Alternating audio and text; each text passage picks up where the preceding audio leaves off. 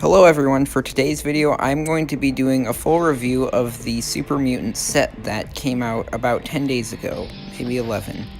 Anyways, let's jump right into the review. Don't forget to like and subscribe if you want more content.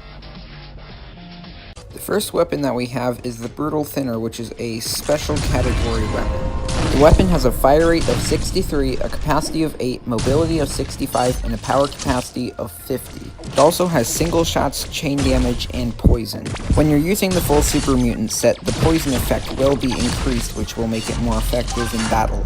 On average, this weapon takes about 2 shots to kill someone, although in some rare cases it has taken 3.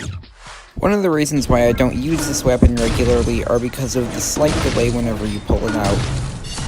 This makes it a bit unideal for 3-cat spamming, although as a weapon on its own, it is decent at what it does. And of course for the full Super Mutant set bonus, you do need to have all 3 of the weapons equipped. The reload for this weapon is about average. I personally think it just takes a little bit too long sometimes, although I'm sure for most people it'll be fine unless you run out of ammo and you're in the middle of a battle, because then you're probably gonna die. Of course, since there are modules now, you can increase the capacity and also the damage to make it at least a guaranteed 2-shot. I found it particularly difficult to hit things sometimes since the weapon does not have area damage, although it does have chain damage, so if there are multiple people clustered in one spot and you hit one of them, it will damage the rest. However, you can't hit it you can't hit the ground with the weapon and it will do damage like with an area damage weapon.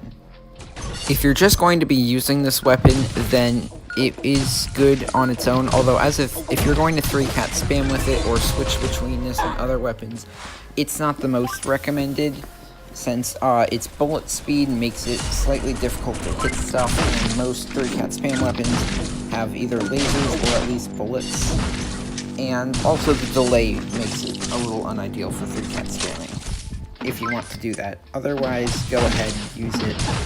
Anyways, that is my overall review of the Brutal Thinner. Next is the Fatal Melter. One of the reasons why I don't use this more is because it has a huge delay every time that you pull it out, regardless of whether you've just been firing with another weapon. The in-game stats for the Fatal Melter is a fire rate of 69, a capacity of 6, a mobility of 50, and a power capacity of 50. And the attributes for this weapon are area damage, single shots, and poison. Just like with the Brutal Thinner, the poison application is improved if you're using the full Super Mutant set. One thing about this weapon is that you can rocket jump with it as long as it's only off of the ground. If you try to do it off of a wall or a person, then you are going to take damage and you're also going to take a lot of poison damage. Its fire rate is also fast enough to the point where you can rocket jump, and then while you're in the air, you can shoot your bullets or explosive acid missiles down at the ground. On average, this thing took about 2 shots to kill somebody, and with the area damage and its slightly high fire rate, I was able to kill people pretty easily. One thing that I like about this weapon is the very high reload rate. It reloads very quickly for most heavy weapons.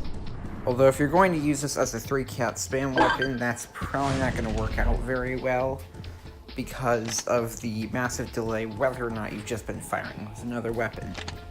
So as a weapon on its own, you can jump around a lot or even rocket jump and get some pretty good gameplay with it. And overall, I think as a weapon on its own, this is a decent weapon. I do like it. I've spent lots of times in deathmatch hopping around and dodging people and last but certainly not least, we have the Dual Anger, and the in-game stats of this weapon are a fire rate of 94, a capacity of 12, a mobility of 65, and a power capacity of 50. Interestingly, this is the only weapon that I actually use regularly with my loadout. One of the main ways that this weapon is different from the others is that it doesn't have area damage, and it also has no delay whenever you pull it out. On average, this is about a 4-shot body shot and a 2 or 3-shot headshot. It is very similar to the Ritual revolvers, which makes it a good 3-cat spam weapon since it also has no delay.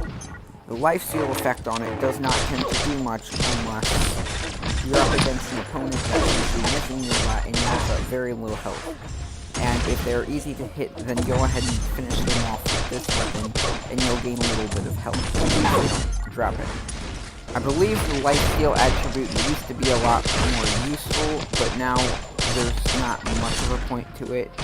There's also not a whole lot of stuff with it. There's vampire, there's probably a few other things, but I personally don't care too much for the lifesteal. But other than that, I do like this weapon. Fire rate is it's fine for how much damage it does per bullet. And then the reload speed is also fine. So in a dual pistol, so you're not going to want to reload in the middle of a battle. You're going to want to switch to another weapon. Although, if you're not in the middle of shooting it, you can go behind an object and then start firing. And then, of course, there's the skin. It's just a cosmetic item. I guess it's not too difficult to get from the event, but I do think it's very fitting with the whole theme, the Super Mutant set, although it doesn't actually do anything. I don't think you actually need it to get the full set bonus. That's the skin. So anyways, that is the video. If you enjoyed, don't forget to like the video. And maybe if you want to subscribe, I'll be uploading more of these videos in the future. So, yeah. Thank you for watching. Bye.